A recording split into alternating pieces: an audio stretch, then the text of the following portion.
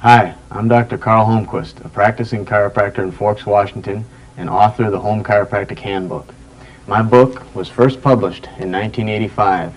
Since then, I have received numerous requests to produce this video.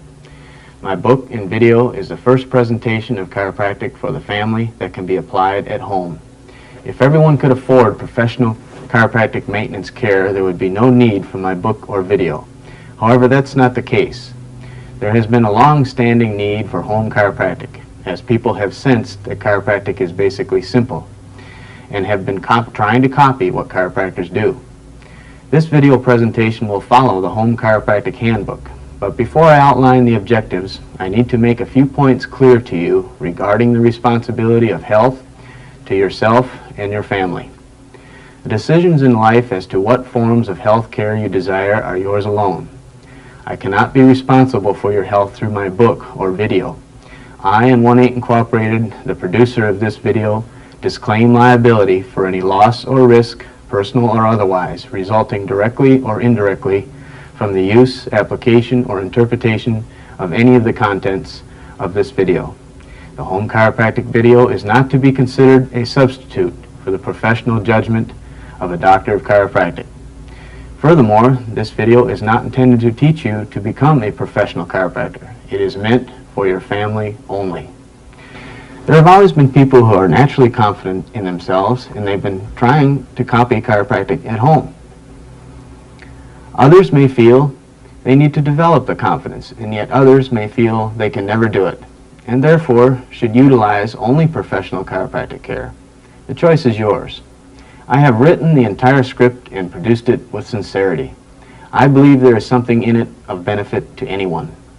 Now, my primary objective will be to bring the Home Chiropractic Handbook alive for you, and showing the adjusting techniques will constitute the major portion. However, there is no point in just demonstrating techniques without reading, explaining, and emphasizing the purpose. I'm not here to entertain you. This is a self-help, self-study video presentation. It demands your concentrated attention and will require repeated viewing. One thing I'm sure of, I know I can convey the simplicity and the beauty of the chiropractic philosophy, science, and art to you.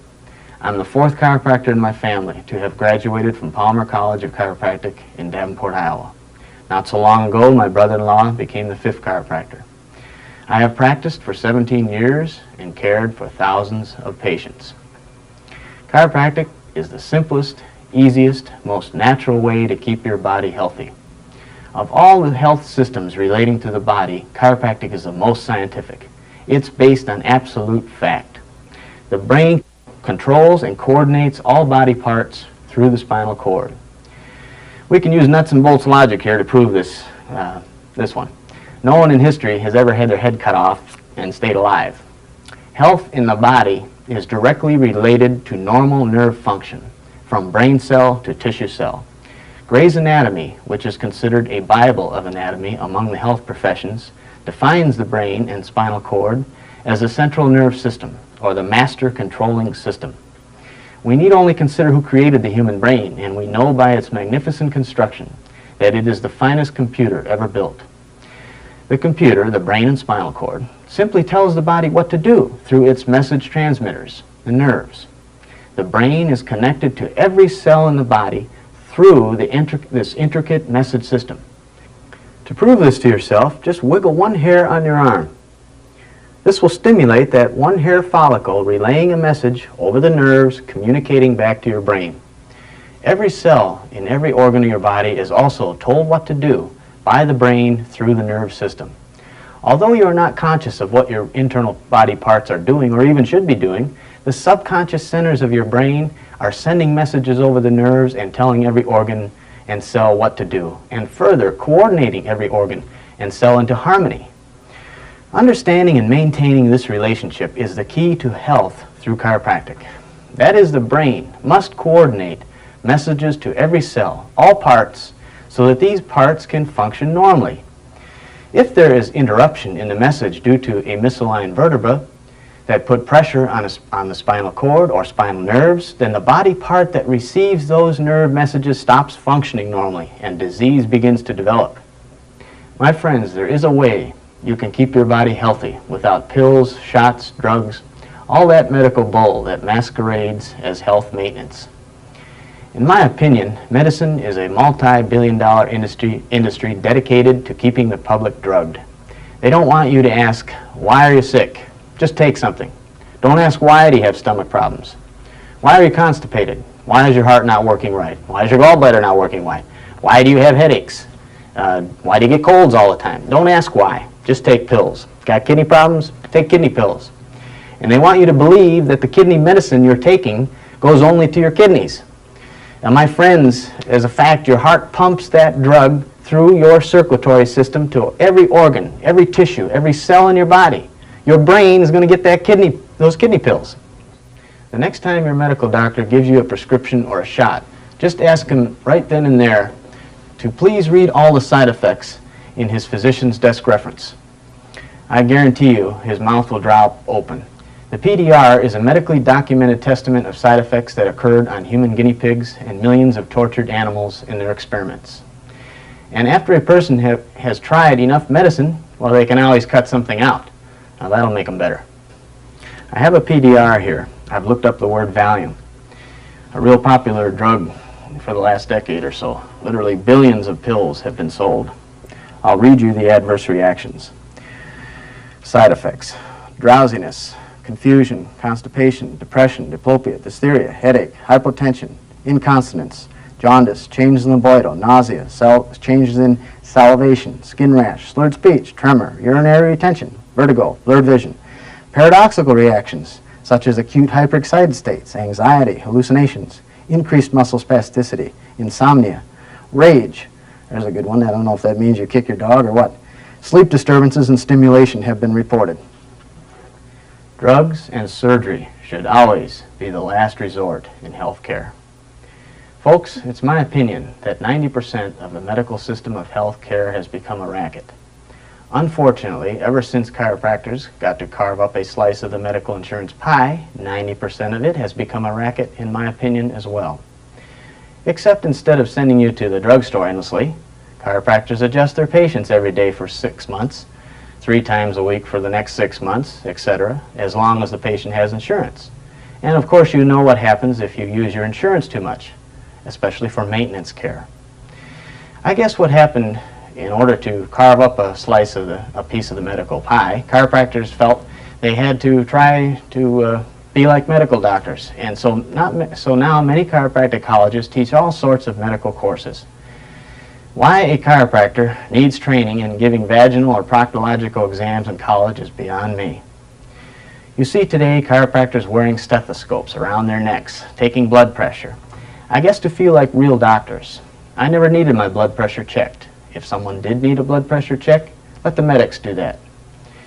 If chiropractors remain true to the great principles of chiropractic, by now the chiropractic profession would be 10 times the size of the medical profession.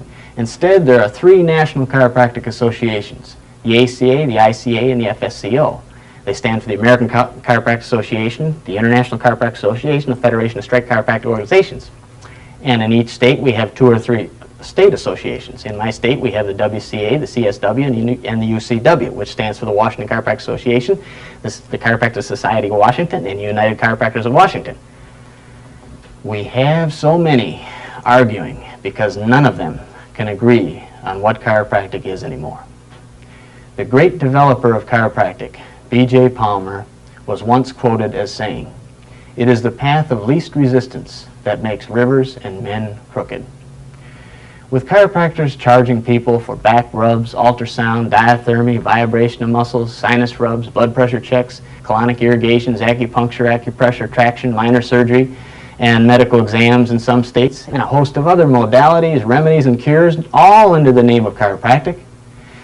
No wonder people are confused, and no wonder the profession hasn't grown to be the largest health profession.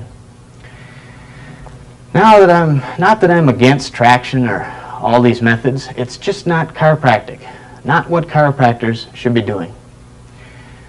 The feeling that I have that 90% of the major health professions are a racket and waxing fat on the masses is a feeling felt by lots of people.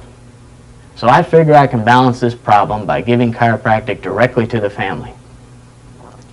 Besides, chiropractic is simple. D.D. Palmer, who discovered and founded chiropractic, said so himself. And considering the men and women who studied from him for just a few days and without x-rays and all that sophisticated bull that modern chiropractors use, they went out and literally built the profession. It exists today because those early chiropractors got results. Got people well with simple tables using just their hands. Chiropractic is simple. Chiropractic from Greek means done by hand. From time to time in this video, I'm going to quote from the only book ever written by Daniel David Palmer, the founder of chiropractic, entitled The Science, Art, and Philosophy of Chiropractic, published in 1910.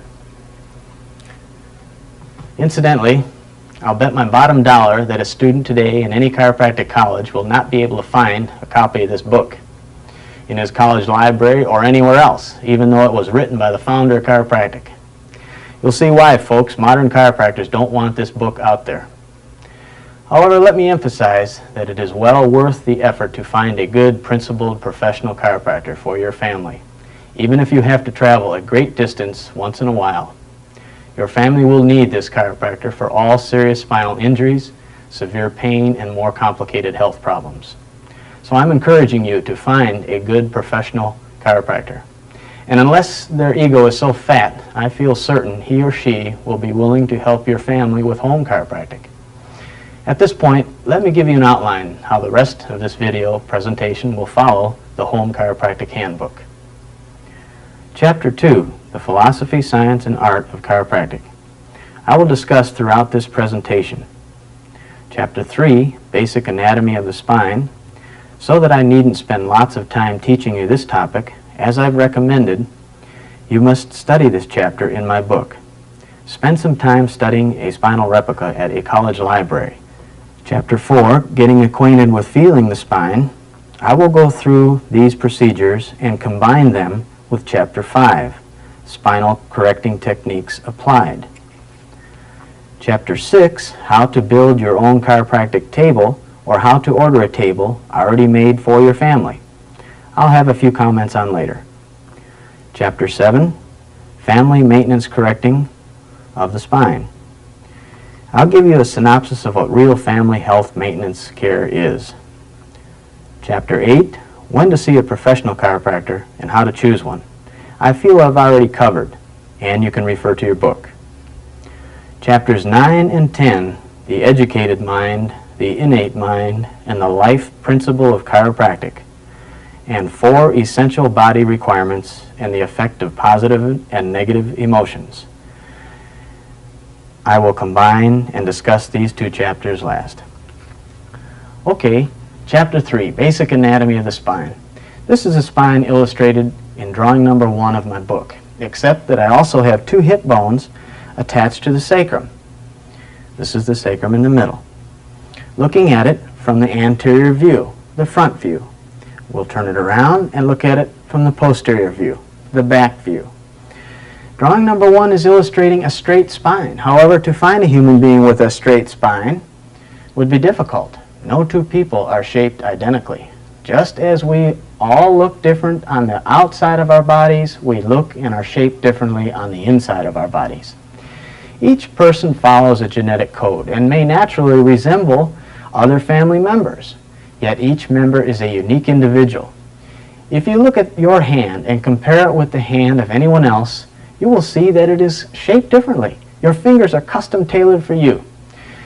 There's not one vertebra in your spine that would fit the spine of anyone else in the entire world of billions of people. The term scoliosis is a $10 word used by doctors to denote curvature of the spine. We'll put a curvature in this guy. And the phrase rotatory scoliosis is a $20 word, which means simply curve with a twist. Now at this point, I would like to make clear some confusing ideas regarding scoliosis. There are just 2 types of scoliosis. Normal scoliosis, curves you're born with, and scoliosis caused by injury. The second type, scoliosis caused by injury, is rare, as it is the result of some traumatic accident that has actually changed the shape of the spine. This type needs care by a professional chiropractor. Many times in my practice, patients come in who have been very frightened by some medical doctors and some chiropractic doctors. These patients have been told that they have curvature of the spine. Some medical doctors tell them they will need to wear a back brace for 2 or 3 years in order to straighten them out. And some chiropractors tell them they'll need adjustments every day for months or years. I simply explain to these patients the fact that every human being has a unique shape to his or her body, inside and out. Therefore, unless there was a traumatic injury, there's no cause for alarm. That's just how they are naturally shaped. The doctor can take the same x-ray view of 1,000 different individuals and put them on a viewing screen. Not one of these films will superimpose the other. Every single x-ray will verify unique curves and contours peculiar to each individual. This is the lateral view, drawing number 2, the side view in my book. Again, let it be clear that from the side view, each individual has peculiar curves. Each person is shaped differently than the spine of anyone else. From the lateral view, we see people with humpbacks, flat buttocks, protruding buttocks, straight necks, turtlenecks, long necks, curved necks, short necks. Virtually all shapes and sizes of people can be observed. People born with spines that have a peculiar shape, such as the humpbacked individual, are often thought to have terrible pain. This again is just an example of variety in life. People having unusual shaped spines may not be suited for normal lifting or sport activities. They can, however, be healthy and free from pain. All that is necessary is for each individual vertebra to be aligned in conformity with all the other vertebrae in their peculiar spine. And in this way, they can enjoy good spinal health. So the object is not to straighten the spine out, but to make sure each vertebra fits the way the person is normally shaped. What's normal for them? Let's misalign the vertebra. Okay? What we need to do is put that vertebra, we'll misalign a little better here. Okay. We need to put that vertebra back into the shape that the person normally has, not try to straighten them out. I will assume at this point you have familiarized yourself with all the names and parts of the vertebra as detailed in the drawings and descriptions in my book. But I'll give you a little review. Let's start from the top. We have 7 cervical vertebrae in our neck. The base of the skull bone, which is called the occiput, articulates or joins to a vertebra called the atlas, which is shaped like a ring.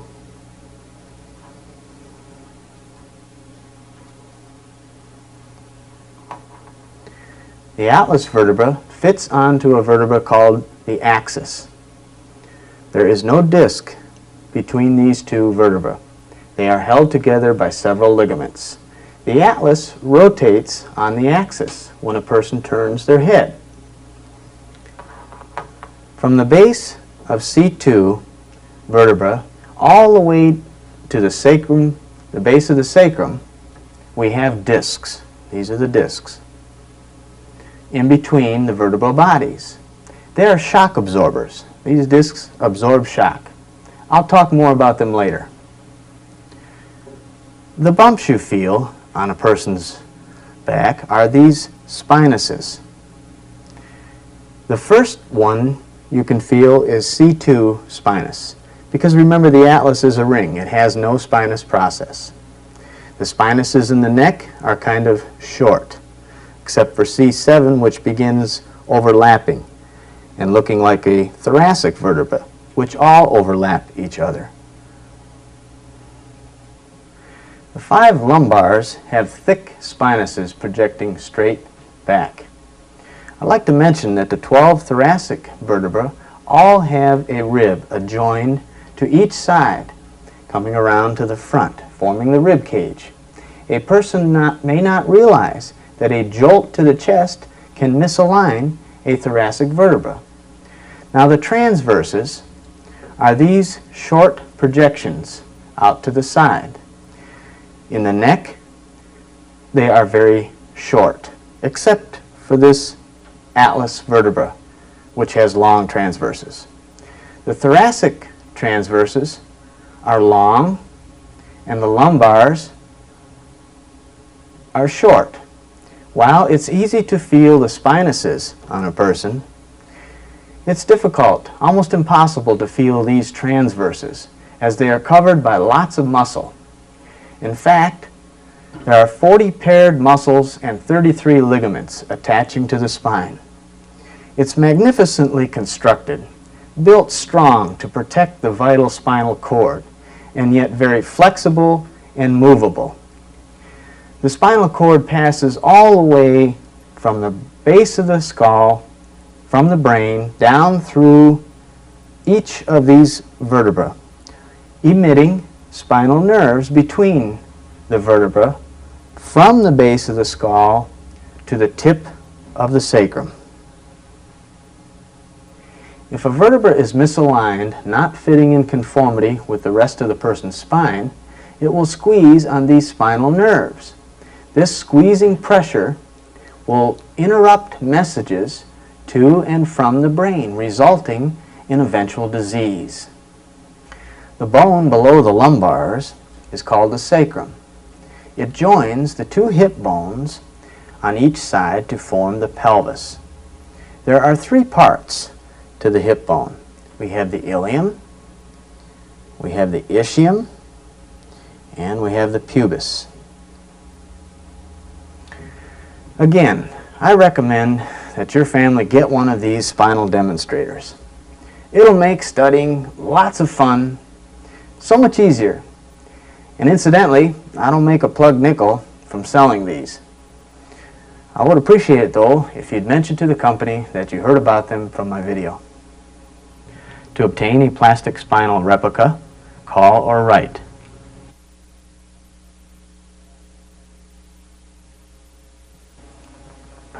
Drawing number 16 in my book is an invertible disc. Now here is an overworked term that can make a lot of money for some doctors. The term slip disc is a misnomer, as the disc does not really move. Discs are firmly attached to the vertebra above and the vertebra below. In reality, what moves is the vertebra upon the disc to a slight degree. In the misalignment of a vertebra, the disc is off-seated, causing uneven pressure to bear upon the disc. This can cause the disc to bulge, to appear to have slipped. The bulging disc is often misdiagnosed as a herniated disc. To clarify this, true herniation of the disc occurs when the nucleus pulposus, the soft jelly-like material in the center, ruptures out through the annulus fibers, the circular fibers. At this point, the disc has deteriorated to a great degree.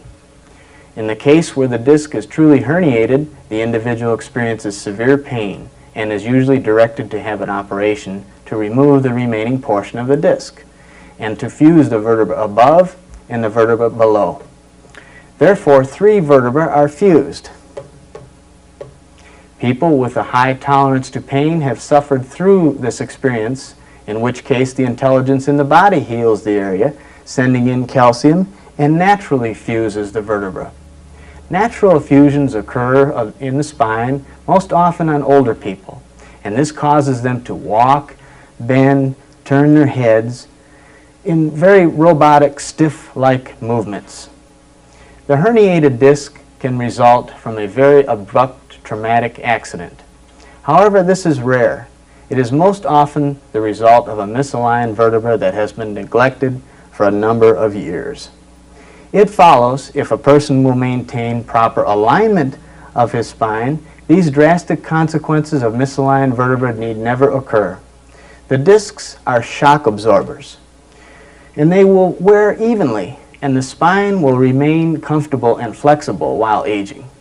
The older individual may need to slow down his activities a little in life, but he can remain healthy and with ease of motion by continuing good spinal care. Furthermore, the opportunity for maintaining health throughout the entire body will be enhanced. So we'll erase this negative picture because you're going to get good spinal adjustments, good health, and keep your spine healthy all the time.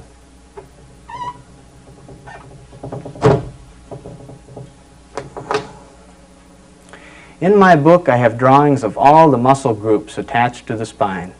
And while it is not necessary for you to learn all of the muscles that attach to the bones, it can be a great fun study for your family. So I recommend that you obtain a copy of Gray's or Grant's Anatomy for your family. Now I'll briefly discuss the 6 major systems of the body: the glandular, the eliminative, the nerve, the digestive, the muscular, and the circulatory system. Each one is illustrated on a chart in my book. It shows their vertebral levels of nerve supply from the brain and spinal cord to the various parts of the body. Say, for example, a person had a misalignment in this area of the spine. It could cut down the energy or communication between the brain and, say, the kidneys. The kidneys then would function less than 100%, and eventually disease would develop. Each system and each organ within each system is coordinated and regulated by the master controlling system, the brain and spinal cord. In order to deny chiropractic as a legitimate healing art, it seems medical doctors have for years refused to admit this anatomical fact. To prove this point, on behalf of chiropractic, I will quote from Gray's Anatomy, 28th edition, chapter 11, page 781, the central nerve system, first paragraph. The nerve system is an intricate and extensive and complicated organization of structures by which the internal reactions of the individual are correlated and integrated, and by which his adjustments to his environment are controlled. It is separated arbitrarily for convenience in description into 2 large divisions, the central nerve system and the peripheral nerve system. The central nerve system, the subject of this chapter, is composed of the brain and spinal cord. The peripheral nerve system is composed of the nerves, ganglia, and end organs which connect the central nerve system with all the other parts of the body. Doesn't say some of the parts of the body, connects the central nerve system with all other parts of the body. You may be convinced now that chiropractic isn't just for bad backs, and you can see how important it is to keep your spine aligned in order to have a healthy body. Misalignments of the vertebra in the spine are like electrical short circuits, interrupting communication between the central computer and the body parts. The term is called a vertebral subluxation. Placing of the vertebra back into alignment is called an adjustment, or as I have called it in my book, a spinal correction. Due to medical programming, people wonder if vertebra will wear out from adjusting. No, just the opposite. Like a piece of machinery, if the gears only wear out if they are not aligned. As a basic law of mechanics, parts only wear out from not fitting right. So you want to keep your spine free and movable. That's why getting your family together once in a week for home chiropractic is so valuable. My family will be participating in the video, and I'd like to introduce them to you at this time. This is my wife, Renee. She's my true love. She does everything I tell her to do. Uh-huh. This is my boy, Jimmy. He's our artist, animal lover, athlete. This is my boy, Harold. He's our athlete, gambler, future stockbroker, financial wizard. And this is David, our scientist, philosopher, and diplomat. You'll soon see how easy it can be to correct misaligned vertebra in the spine. The Home Chiropractic Handbook photos of the correcting techniques are always on the right-hand page with the exact detailed description always across on the left-hand page. So it's easy to follow. Even though in this video you'll see the movement, you need the book to study each detailed description. Just before I get started here, I want to bring out old D.D. Palmer's book and read a few lines. This is very important. It will help you develop more confidence, knowing how simple the founder of chiropractic said it is. The basic principle and the principles of chiropractic which have been developed from it are not new. They are as old as the vertebra. I have both in print and by word of mouth repeatedly stated, and now most emphatically repeat the statement, that I am not the first person to replace subluxated vertebra, for that art has been practiced for thousands of years.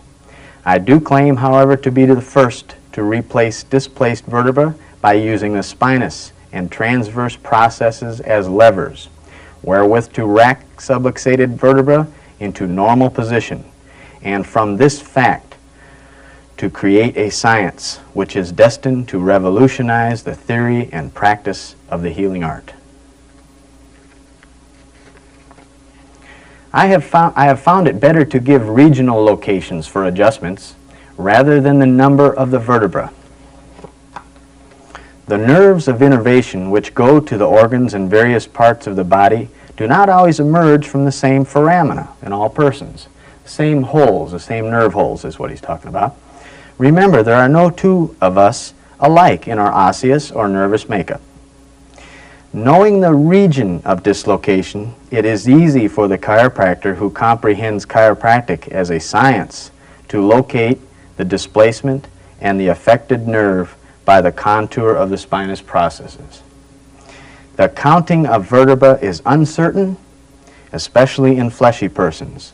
Knowing the locality, the vertebra, not the vertebrae, is easily located by the chiropractor who has learned it as a science, and the adjusting is easily accomplished by the one who has acquired it as an art. Counting vertebra is unreliable and a waste of time. The aim throughout this book has been to explain subluxations and their adjustments around 6 words: superior, inferior, left, right, anterior, posterior. With these, any combination can be elaborated upon. This is the way I've explained it in the Home Chiropractic Handbook. High, low, left, right, front, back, anterior, posterior. Anterior is front, posterior is back. I founded the science and art of chiropractic on a plan of economy, not elaboration. The act of replacing vertebra is that of racking into normal position those which have been displaced. He says, chiropractic is a thing of beauty, for it demonstrates the strength of a simple principle. D.D. Palmer described the adjusting movements as a quick, energetic move. The following are specific terms defined in my book to help you grasp this concept. You'll need to study these from the book. It's easy because the descriptions of each photo technique always follow the same sequence. Number 1, technique. We'll describe how it is used and for which misalignment. Number 2, contact. We'll describe hand or finger contact and where to place on spine. Number 3, line of drive. We'll describe the direction that the correction is to be made toward. Number 4, PFS. These letters will stand for pressure, force, speed. Each will be described together as pertaining to a specific correction shown. Number 5, observe. Indicates that you are to note the angle or other special points in the photograph. Number 6, stabilize. This word will be used in describing the stabilization hand, which does not make the correction, but rather helps bring to tension, supports, lifts, or adds stability. Number 7, follow through. We'll describe the correction made to the line of drive. Direction or line of drive. Each person is a uniquely shaped individual, and the line of drive will vary with each one. Pressure. You'll see how to apply pressure with your contact hand or hands, bringing the general area to tension. Force. The amount of force needed must be determined by common sense. If the individual is relatively large with a muscular build, it may take considerable force. However, if the individual is small in stature, less force will be needed. with older people and children, very little force is needed. In fact, just use a little force with all corrections. When you develop confidence, you will know if and when to increase the amount of force. Force is relative to muscle tonus, size, and age. Speed. Speed is a complement to force. As a general rule, the more speed you can develop in correcting vertebra, the less force you will need. Speed is especially appreciated by persons with tenderness or pain. Force with speed should only be initiated after the area has been brought to tension. In this way, you are not jolting the person when you follow through with the correction. In summary, it takes the right direction, applying pressure to a point of tension, providing sufficient force with speed to set the vertebra in motion and reestablish its normal position. It's a fluid motion. Old-time chiropractors used to say, just set the vertebra in motion, and innate, the inborn intelligence in the body, will seat the vertebra in its normal position. Now we're going to cover chapters 4 and 5 in my book. We'll begin with motion feeling of the thoracic vertebra and lumbar vertebra. When checking mobility in a person's spine, remember people are different, and some will naturally be more flexible than others. All that is necessary is for each vertebra to move relative to that individual's degree of mobility. First, have the person sit up straight. Holding or grabbing each one of these spinuses one at a time, have him slump forward. Grab each one and hold it. Each time he bends all the way up the spine. Okay, next, begin again at the bottom and go all the way side to side. Each one should move. As you proceed up the spine, every vertebra should have mobility. If one isn't moving, that's a misalignment. The bumps you feel on a person are these spinous processes. Sometimes you'll feel one sticking straight back. It is misaligned straight back. Following along in my book, I'll show you the adjustment described in photos 1, 2, and 3 to correct these straight posterior thoracic vertebra for T1 through T12 using the thenar portions of your hands. Place them under the thoracic transverses and adjust straight in. Folks, for easy reference, make note my left hand always has my wedding ring on it, the same as in the photos in my book. If you feel the spinous process sticking straight back, like I've showed you on the steel spinal demonstrator, using the thenar portions of your hands, place them equally on each side of that spinous, over the transverses. Now the spinuses overlap a little, so you can have the person pick up their chin, just set it down looking forward a little bit. Okay. Now I want to make a point here that this is not a 1-2 adjustment, isn't a 1-2-3 go jolt. Bring to tension. You might have the person take a deep breath, exhale, and relax. You'll be driving P to A, from back to front. Okay, with a little PFS, pressure force speed. Here's the adjustment. I'll show you that again.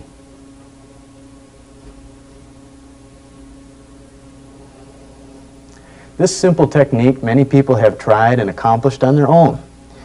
Even rotated thoracics are often corrected by straight posterior adjusting.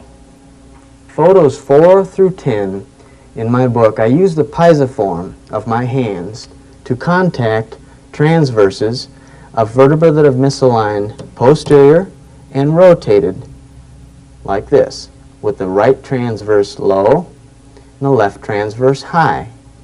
You can feel a vertebra that's misaligned like this by taking your fingers and placing them on each side of the spinuses and feeling on down. And when you feel that one that's distinctly off to the left, you'll know that the right transverse is, when the spinous is off to the left, right transverse is low, left transverse is high. Take your piezoform, contact over that transverse, you'll be lifting up, driving superior, and this one will be driving inferior.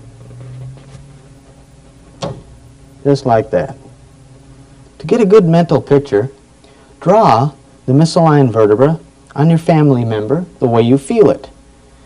When you're palpating down the spinuses and you feel a spinous off to the left side, you'll know that the right transverse is low and the left transverse is high. Take the pisiform of your left hand, place it onto that low transverse, and you'll be driving P to A and lifting up a little, stabilizing with your right pisiform onto that left transverse. And here's the adjustment.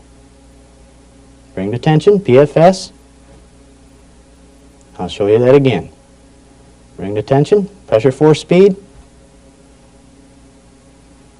All right, I'm on the person's left side, same as in photos 7 and 8 in my book. Stand in a balanced, comfortable position.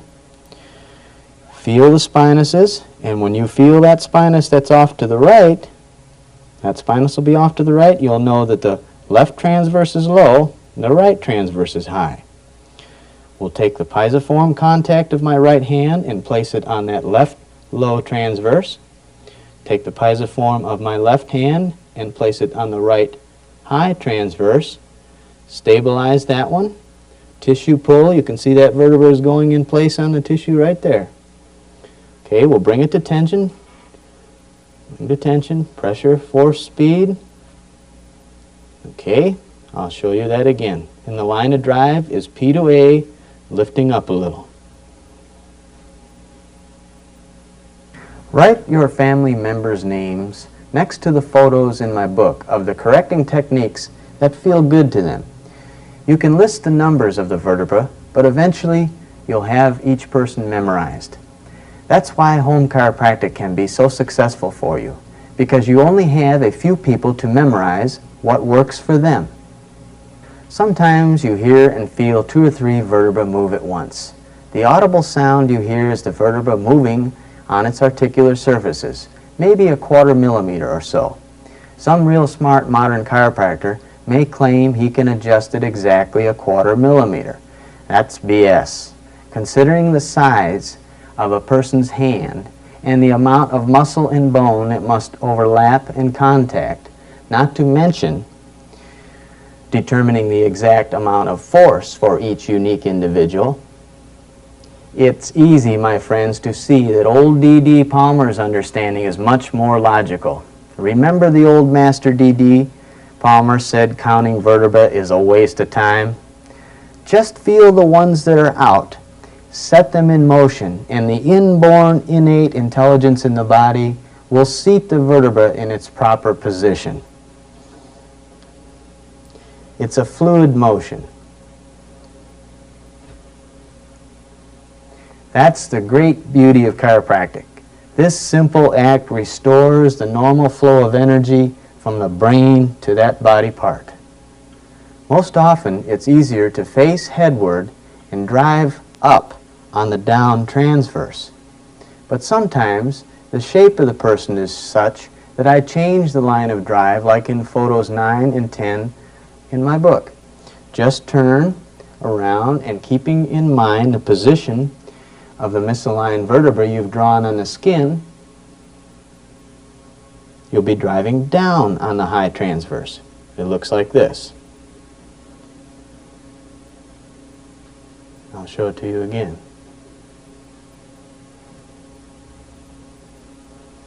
Well, that's how simple thoracic adjusting is. When you get good at it, you'll be able to change your hand position instead of moving to the other side of the person. Just visualize the drawing on the skin and reposition your hands.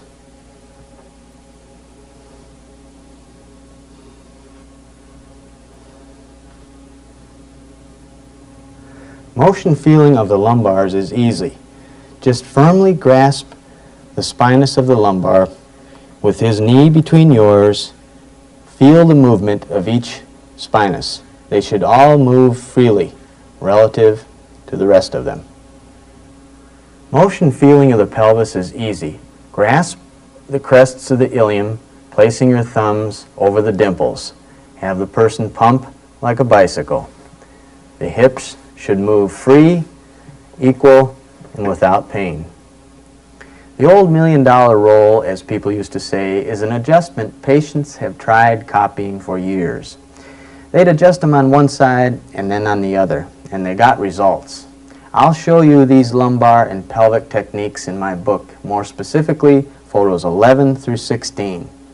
Now, photo 11 is a pull technique used in L1 through L5 for a vertebra misaligned posterior with the spinous to the right. Have person lying on their right side. The left leg is bent forward with left foot tucked behind right knee. Left foot must be kept firmly in place while the correction is made. Contact is my middle fingers of my right hand firmly grasping the lumbar spinous. Line of drive is pulling laterally, lifting spinuses toward me. Again, this is not a 1, 2, 3, go. Apply pressure to tension with knee of your right leg on top of the person's left leg. At the same time, apply pressure to tension with your left hand stabilizing on the person's left shoulder. To make correction, with your contact hand and finger, pull to tension using a little force with speed, following through line of drive. I'll show you this again.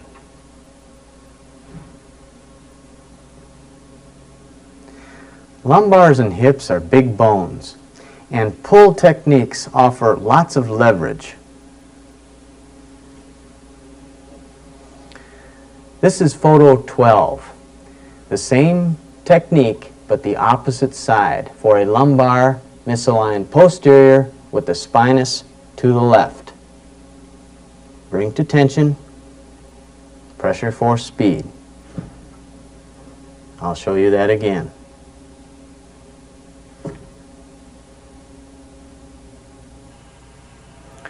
I'm going to combine photos 13 and 15. This is photograph 13.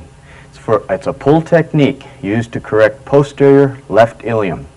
Ilium has misaligned backward on the sacrum. Contact is my middle 3 fingers of my right hand firmly grasping the posterior crest of the left ilium. Line of drive will be pulling toward me. Bring the tension, pressure force speed. And again.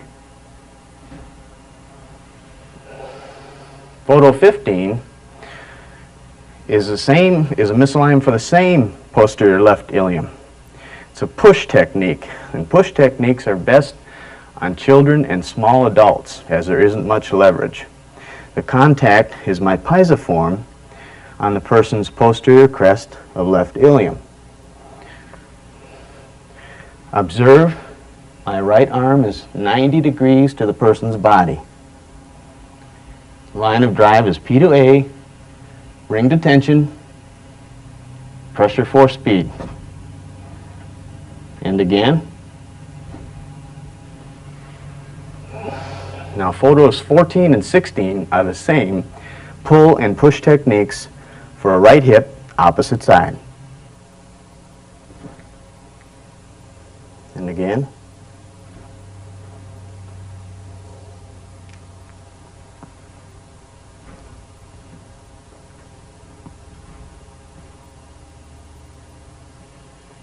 Let me explain the equal leg length check, photos 17 and 18 in my book. Once a doctor finds a person with a short leg, some of these guys sell endless office visits and heel lifts like candy. Folks, if I pulled 100 people off the street right now, half of them would have one leg shorter than the other. This check is simply a tool to help analyze the spine. Nothing is always absolute because everyone is unique.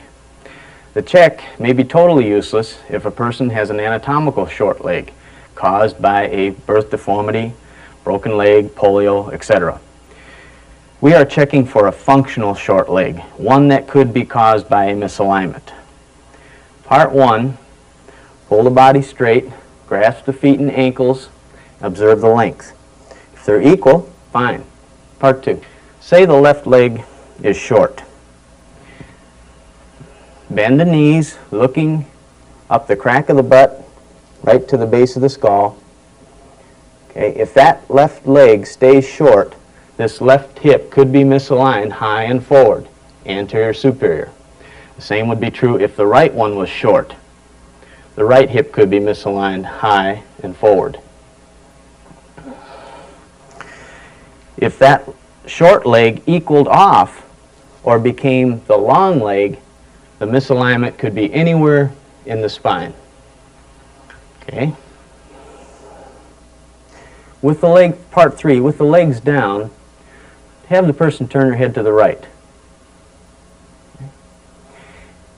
If the leg length changes, the atlas could be out to the left, down towards the table.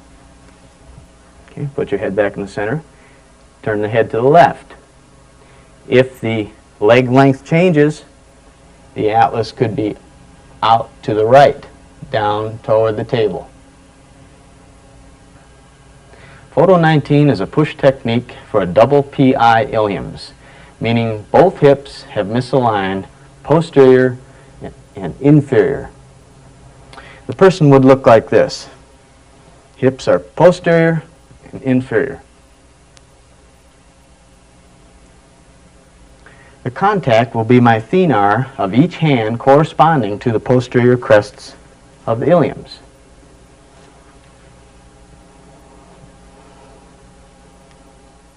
Observe the equal positioning of my arms and hands. Drive P to A and a little superior. Bring to tension, using a little force with speed, following through line of drive. And again. Here's a technique for high and low hips, as in photograph 20. Left one high, right one low. My left hand drives inferior and little P to A. My right hand drives superior and a little P to A. Okay. Bring to tension, pressure, or speed. And again. Now you can use a leg check to figure this out. If you're having a difficult time, just try something different. Professionals do it all the time. They just don't admit it. You can ask the person, how does that feel? And they'll say, gee, that's awful tender. Switch your arms. Bring this hip down and drive the left one up. How does that feel? Oh, that feels much better. That's the adjustment. Bring the tension. Pressure, force, speed. Again. Photo 21 shows another push technique for an AS left ilium. Left hip is misaligned high and forward. The left leg is short on that side, and the person will tend to be pigeon-toed. If both legs are pigeon-toed, then both hips are high and forward. The contact will be my right hand pisiform on the posterior crest of the person's left ilium. Now observe my left hand grasping her left ankle. You may lift the leg slightly for extra leverage. There's a great advantage in these techniques for a small woman working on a big man. The higher you lift the leg, the more advantage you'll have. You'll actually feel that hip begin to move. The line of drive, it will be inferior and a little P to A. Apply pressure to tension, following through line of drive. And again. Okay, photo 22 is the same technique, opposite side, opposite hip. And again. Photo 23 is a push technique used for an external left hip. Hip is rotated outward, causing the left foot and toes to be pointed outward. The bow leg person. Contact is the pisiform of my right hand on posterior crest of left ilium. Observe my left hand grasping left ankle. You may need to lift the leg slightly for extra leverage. My right hand will be driving laterally, away from me. Okay? Apply pressure to tension with the right hand contact, using a little force with speed, following through line of drive. And again.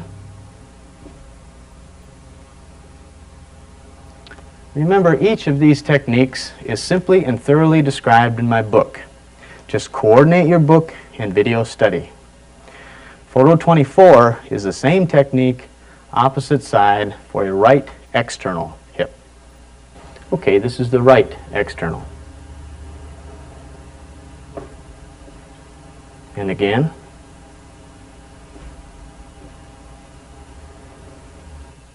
The long leg adjustment or correction. Photo 25 is a push technique used for a PI left ilium. Hip is misaligned back and low on the left side. Contact is my pisiform of my right hand on the left ischium.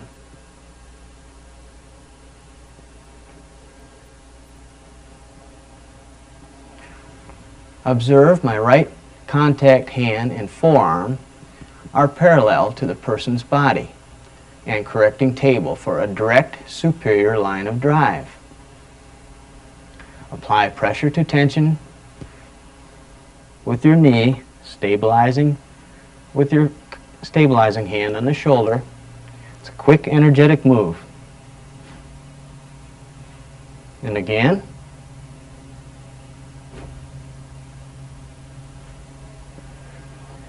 This is photograph 26, the opposite side, opposite hip. And again.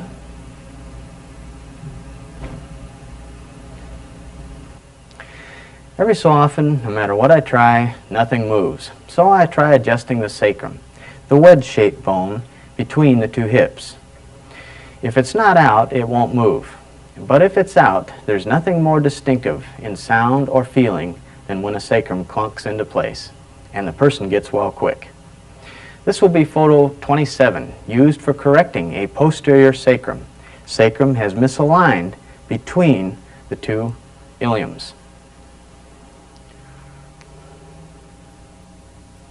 Place your left hand on top of the sacrum, exactly between the two hips, between the two iliums.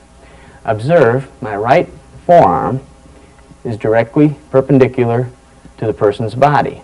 The line of drive is P to A and a little inferior. Bring to tension using a little pressure and force with speed following through line of drive. And again.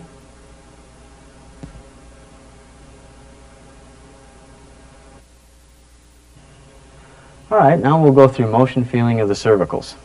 Have the person turn their head to the right and then to the left. Okay. Movement should be equal in both directions. Okay, and then have them rotate their head in one direction, as far as it'll go, and then in the other direction. Movement should be free and equal relative to that person. Okay, to feel the spinuses, have them bend their head forward. These spinuses will be sticking out, accentuated with their head forward. Real easy to feel. You'll be able to feel each one. As you flex the head backward, you'll be able to feel those spinuses disappear. Each one should disappear under your finger. And you can check to make sure they do. Okay. Now, to feel the lamina, which is located right here, just along the side off of the spinous, right there. You can feel them move by placing your fingers just a little away from the spinuses and have move their head in such position like this here, and you'll feel each one move. Okay? Now the transverses of the atlas, this vertebra, the one that doesn't have a spinous, the ring, remember? Okay? It's located just below come off the mastoid bone with your finger here. And just below that mastoid, you'll feel the transverse of the atlas. You can put one finger there, and you can use your thumb on this one over here, and rotate the head, and you should feel that atlas move. Just a little. You'll feel those transverses moving.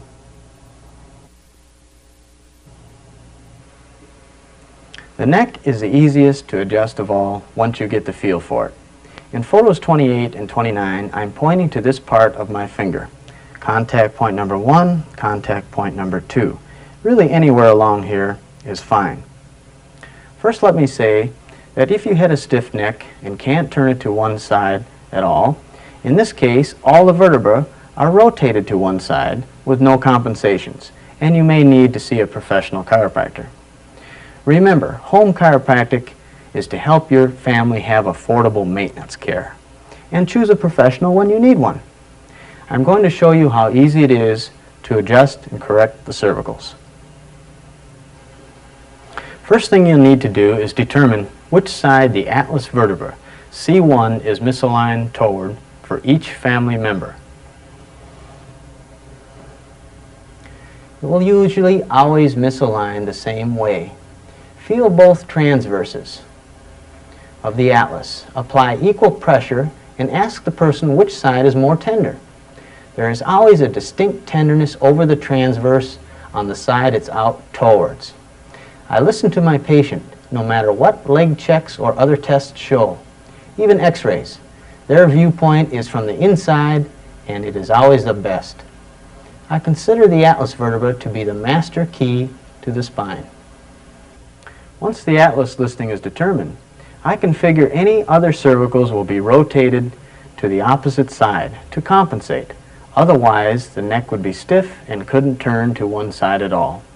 My wife always has a right atlas listing, so her lower cervicals will be out body left listings. But since I prefer to always adjust the atlas last, let's go to photos 30 and 31, and I'll show you how to feel and adjust C2 through C7. If you get a spinal demonstrator, you can lay it down next to the person and it will help you visualize. The contact point for any cervical C2 through C7 is the lamina. The lamina are just slightly to the side of the spinuses. Okay. If you contact on the transverses on the side, the very side of the neck, the person won't like the adjustment. It's too tender for anyone. Soon I'll be referring to misalignments that are rotated body left or vertebrae that are rotated body right misalignments.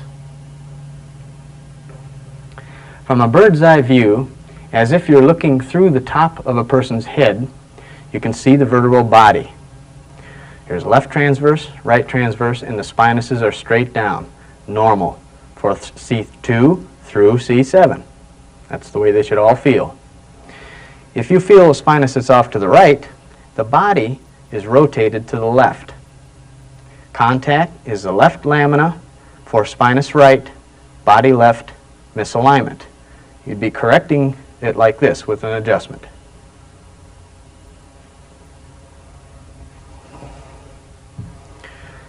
For a spinous left, body right misalignment, contact would be right here. Contact right lamina for spinous left, body right misalignment. You make the adjustment like this. Once you're on the lamina, you can put considerable pressure on it and the tenderness is gone and the adjustment will feel good, as all adjustments should. The technique in photo 30 is used to correct cervical vertebra C2, 3, and 4.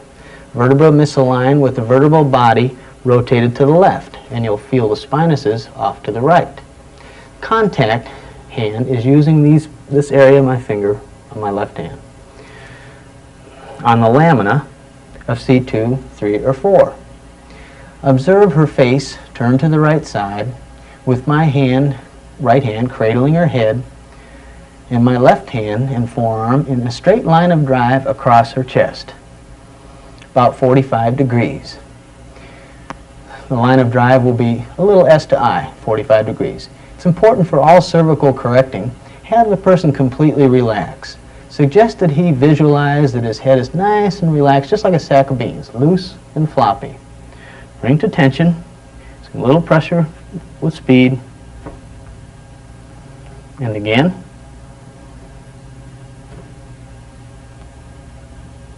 Photo 31 is the same technique, but you must cock the head a little more to get a good correction on C5, 6, and 7. Bring to tension, pressure for speed. And I'll show you again.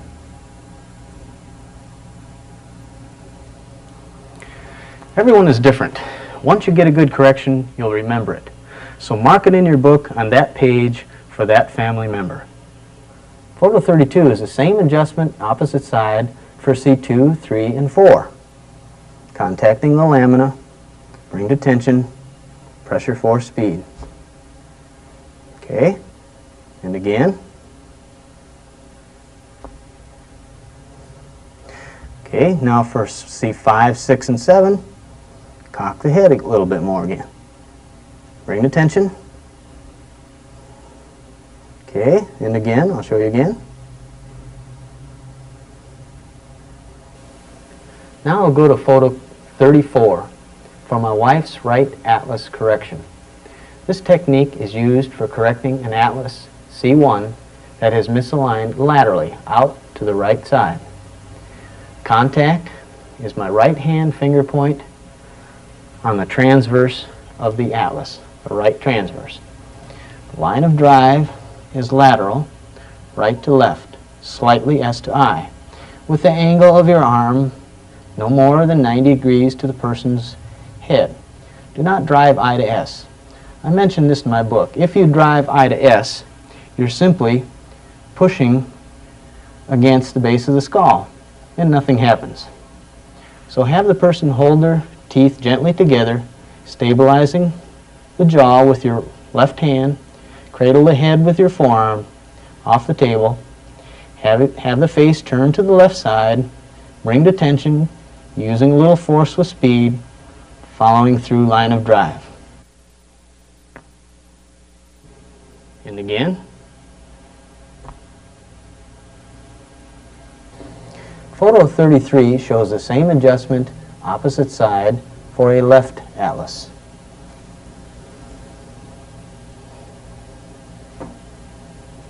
And again.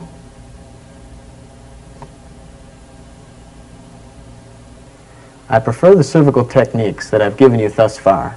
However, I shall include some more that I use occasionally. Photo 35 is another way to correct cervical vertebra C2 through C7, vertebra misaligned, having the vertebral body to the right with the spinous to the left. Contact will be my right hand finger point contact 2 on the person's right lamina. You'll be driving laterally.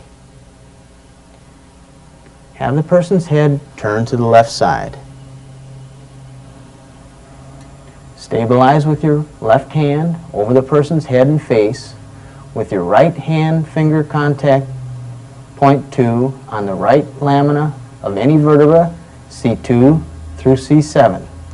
Observe my right hand and contact is 90 degrees to the person's body. Bring to tension, using a little force with speed, following through line of drive. And again.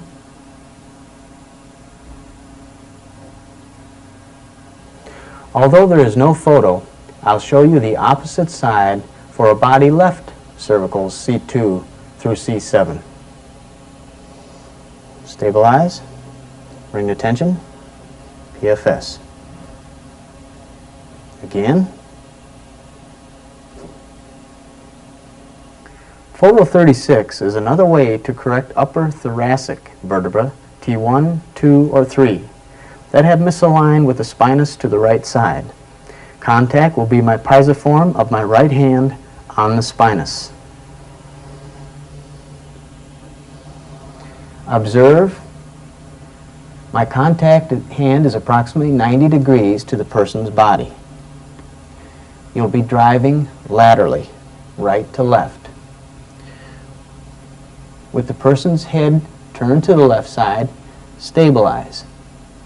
With your right hand piezoform, contact the spinous T1, 2, or 3. Bring to tension, using a little force with speed, following through line of drive. And again. Again, there isn't a photo, but I'll show you the opposite side for T1, 2, or 3 with the spinous out to the left.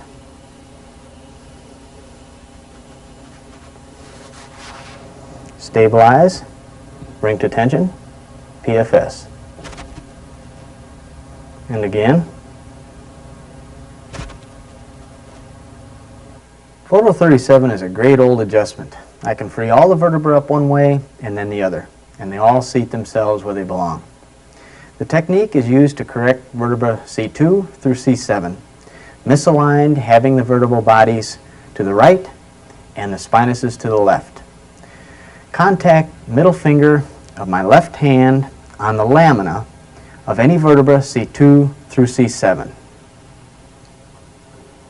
Observe my left hand contact and forearm are parallel to the floor, approximately 90 degrees to the person's body. The line of drive is pulling laterally toward me. Stabilizing with my right hand on the person's face and neck, bring to tension, using a little force with speed, following through line of drive. And again.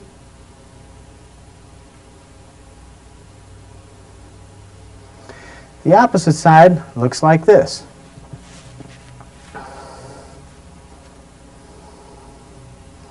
Bring to tension.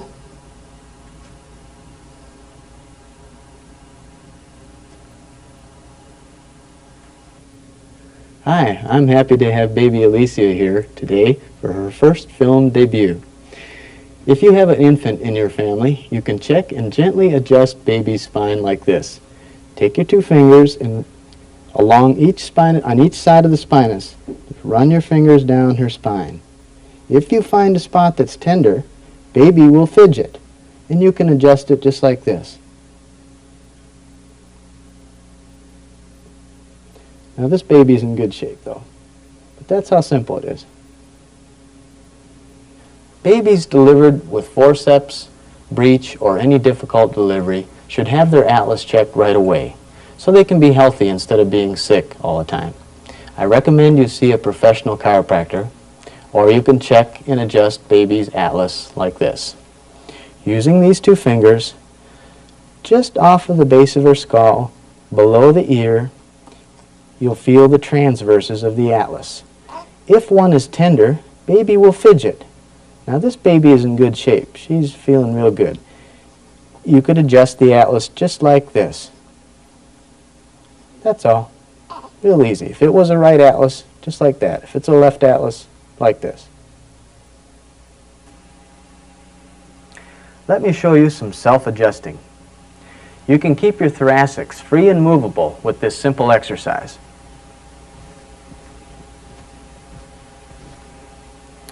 Thoracics that feel misaligned will often fall into place by using a low back chair to adjust them, like this.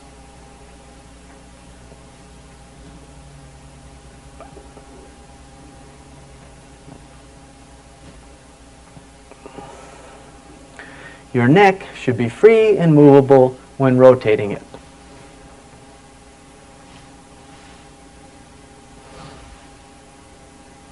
If something feels misaligned, you can adjust your neck like this. Grasp your chin, the top of your head, bring to tension, PFS.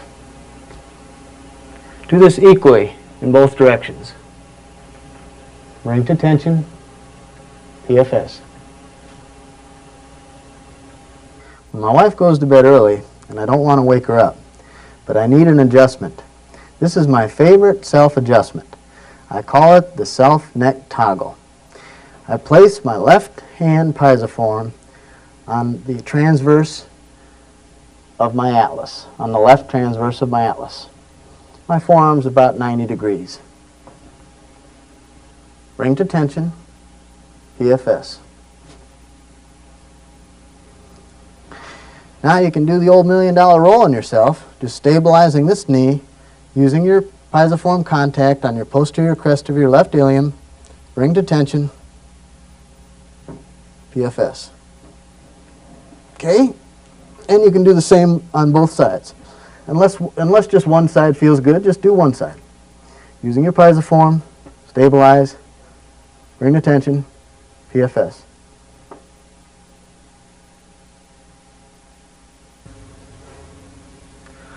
I'd like you to see how my family gets routine adjustments. A good general technique that early chiropractors used is simply to adjust up one way and down the other. Works great for maintenance on a person with no serious pain or health problems. The ones that are out simply fall into place when their turn comes. Remember I said just set the vertebra in motion, get it moving, and the intelligence in the body will seat the vertebra in its proper position.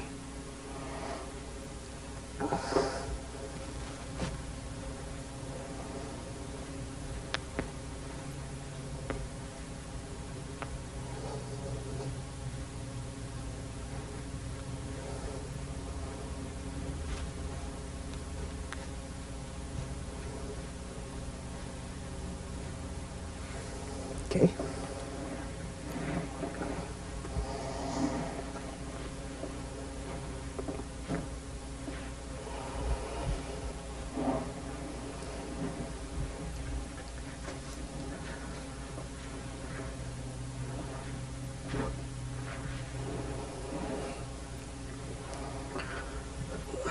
Jimmy has a right atlas listing, so we'll do the left lower cervicals first. And then his right atlas. Okay.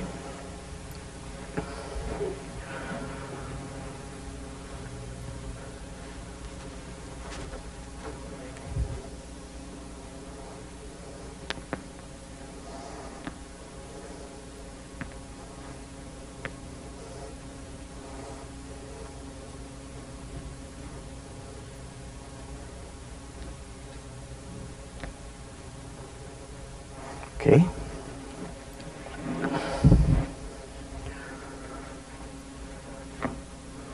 Okay.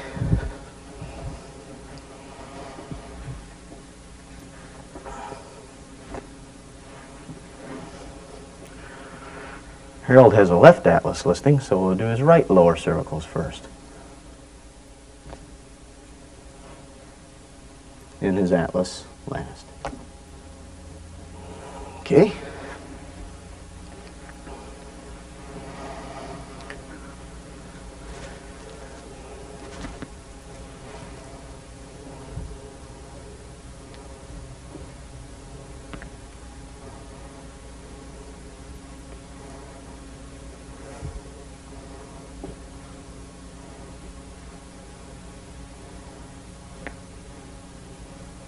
Okay.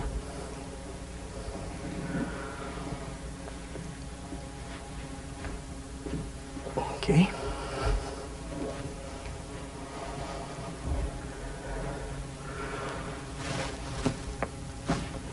Okay. David has a left atlas listing, so we'll do his right lower cervicals first. And his left atlas. Okay.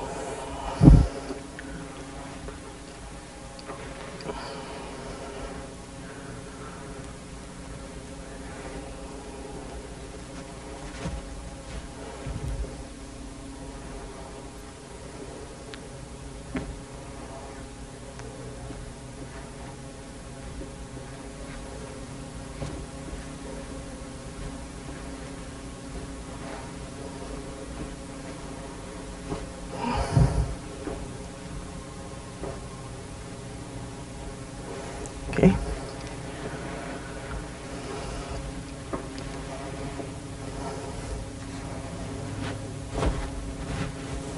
Okay.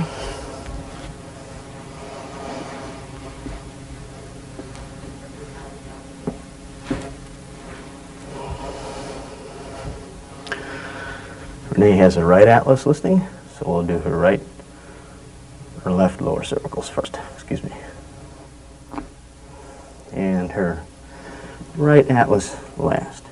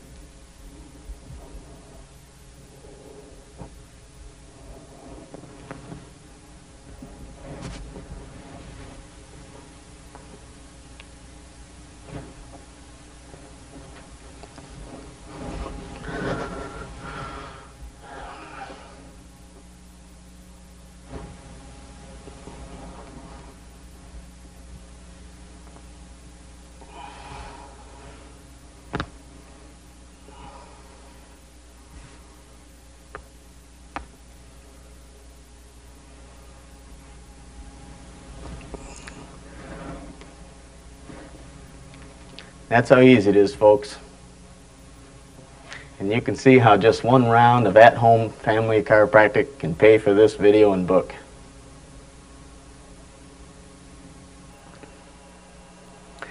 Your family is going to need a table.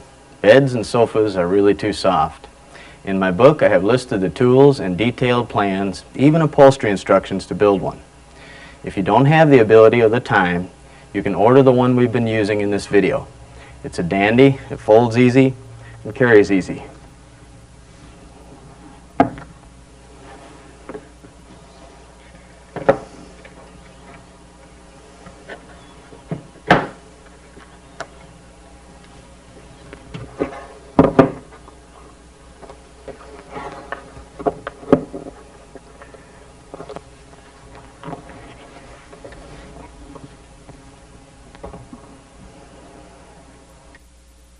So folks, get your family's cooperation, a home chiropractic handbook, a video, and a table. You'll have lots of fun learning home chiropractic as I've showed you with my family. For ordering information, call 206-374-6500 or write 1-8 Incorporated, The Country Living Store, P.O. Box 2075, Forks, Washington, 98331.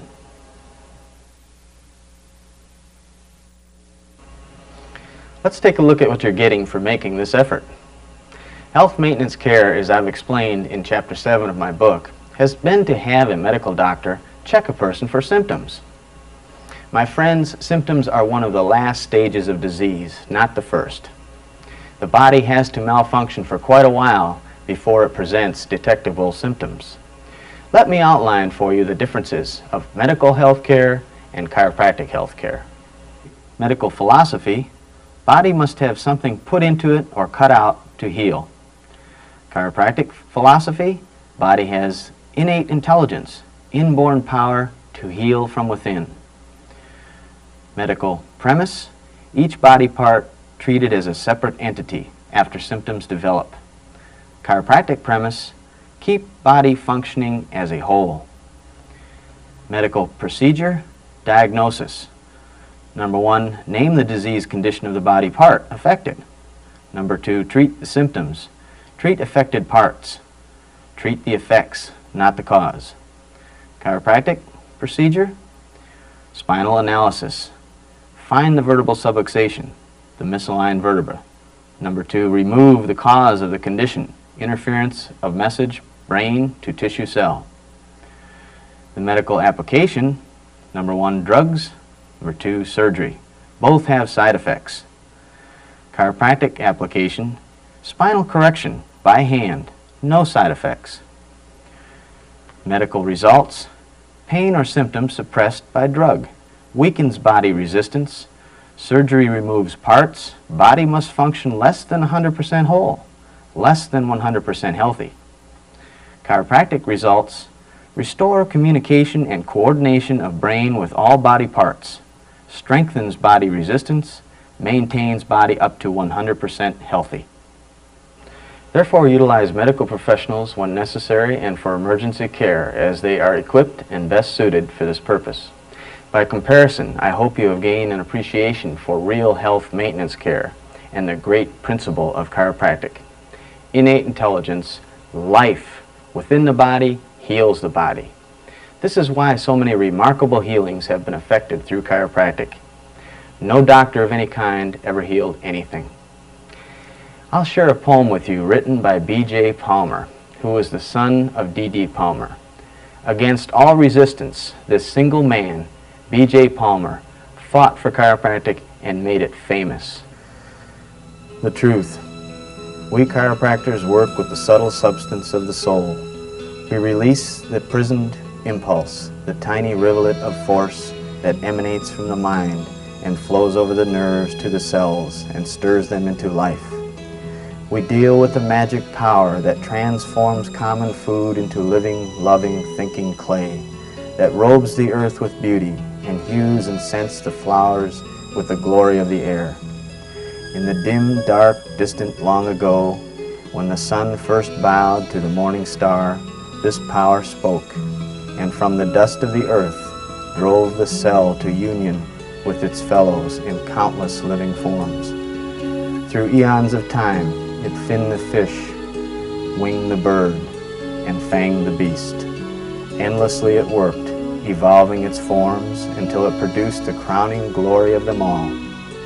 With tireless energy, it blows the bubble of each individual life and then silently, relentlessly dissolves the form and absorbs the spirit into itself again. And yet you ask, can chiropractic cure appendicitis or the flu? Have you more faith in a knife or a spoonful of medicine than in the innate power that animates the eternal living world?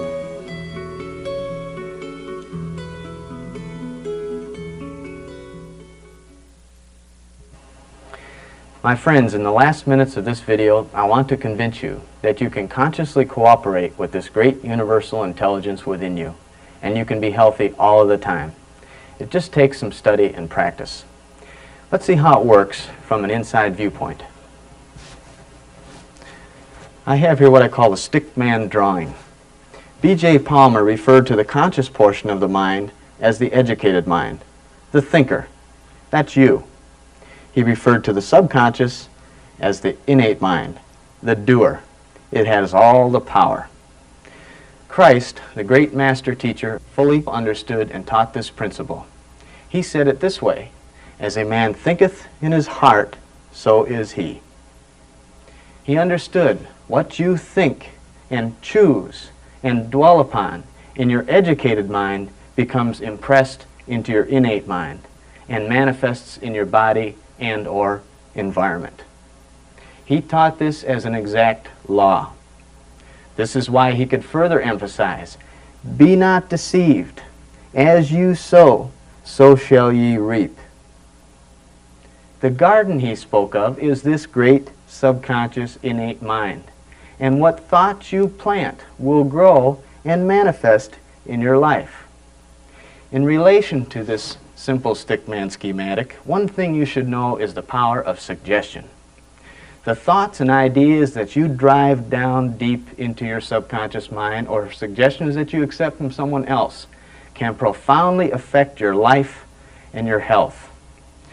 There is nothing, my friends, more powerful in influencing the mind and body toward health or disease than the power of the spoken word once it has been impressed deep into this subconscious mind. How suggestion works is explained in greater detail in the Home Chiropractic Handbook. Let's say you choose to eat a biscuit. Now you can swallow it up, and that's all you can do. Now, as long as there's no interference with the digestion of that biscuit, the power of the universe, innate, will convert it into living tissue, blood, lymph, bone, muscle, skin, while your very brain is made of that biscuit. My friends, there isn't any doctor, preacher, scientist, anybody that can make blood out of a biscuit. All right, now what can interfere with this process? Well, we know that a vertebral misalignment caused by life's various physical activities can disrupt the digestion. Of course, all serious trauma, poisons, injuries, etc. can interfere and will require professional care. But what about stress or emotional upset? Do you think this could interfere with health? You bet. The best research of today indicates that 80% of all human disease is related to stress.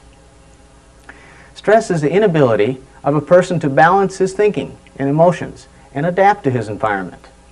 With study, you'll be able to understand this from an inside viewpoint using this stickman drawing.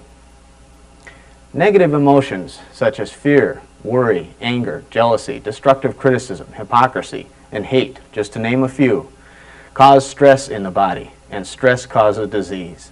I offer you the following example. When an individual expresses, for instance, anger and jealousy, the entire human body is affected adversely, not to mention the negativity he sends forth into the environment. Anger and jealousy actually begin interfering with the brain's messages to the body parts.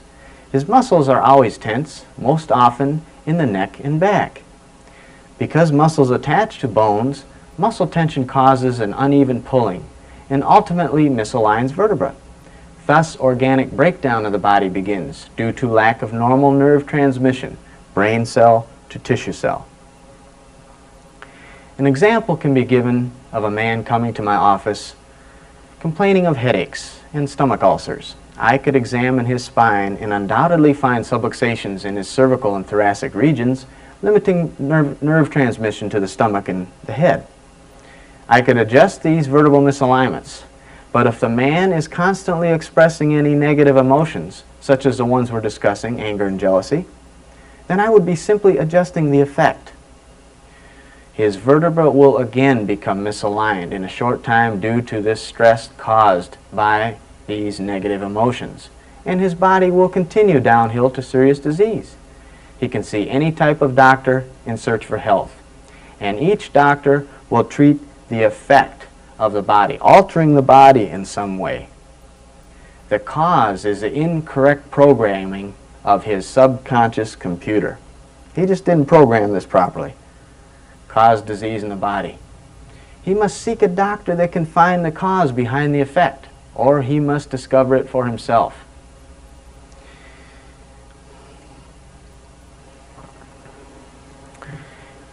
In summary, these negative emotions create turmoil in the body, resulting in disease and further culminate in unhappiness and confusion. Positive emotions, such as faith, hope, patience, duty, sympathy, courage, and love, just to name a few, can build health and happiness, bringing peace to the individual expressing them, providing that the individual has balanced his thinking by controlling the emotions, both negative and positive. This is essential to establishing and maintaining total health.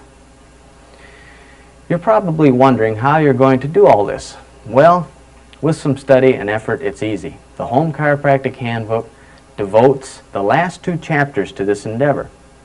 It also sets a logical, not fanatic basis for applying 4 essential laws of the body: proper nourishment, proper exercise, proper recuperation, and proper sanitation. There are so many new logical ideas to help you attain health in those last 2 chapters. Let me just entice you with just one of them. What's the difference between live food and dead food? If you take and cook some peas for just a few seconds, you kill them. All the enzymes, the life sustenance in the pea is dead. You can prove it's dead. Just go out and plant some dead cooked peas and see if they'll grow. When you eat fruits and vegetables uncooked, raw, as found in nature, it's live food. And you're taking that life into your body. Now there's nourishment in cooked food, and I enjoy all kinds of cooked food, but I always eat lots of live food. Why eat embalmed canned fruits and vegetables when you can have your choice of fresh live fruits and vegetables?